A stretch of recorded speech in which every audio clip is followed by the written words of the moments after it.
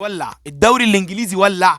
جماهير ارسنال السنه دي لو ما خدتش بطوله الدوري الانجليزي هتموت. احتمال يجيب مروان سري وممدوح نصر من انعاش.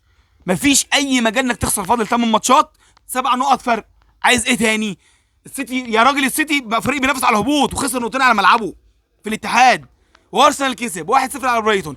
مفيش اي مجال ان ارسنال يخسر نقط الماتشات اللي جايه خالص. مفيش. هتقولي في ماتش ما بين الاثنين يا باشا، انت تكسب. اللي عايز ياخد الدوري الانجليزي ما يكسب. انت كل الفرق بتكسب السيتي، اي حد بيعرف يكسب اي حد من اي نقط في الدوري الانجليزي.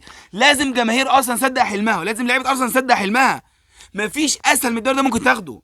ليفربول ضايع، اليونايتد ضايع، نيوكاسل ضايع، توتنهام ضايع، السيتي بيوقع نقط يا راجل. احنا عمرنا ما شفنا جوارديولا بيوقع نقط في دوري هو بينافس فيه، بخلاف الدوري اللي فات واللي قبله هو بينافس فيه لحد الرمق الاخير، بيوقع نقط في اخر 5 6 ماتشات. مش هتلاقي الكلام ده تاني. ما قدامكش فرصه غير السنه دي. لازم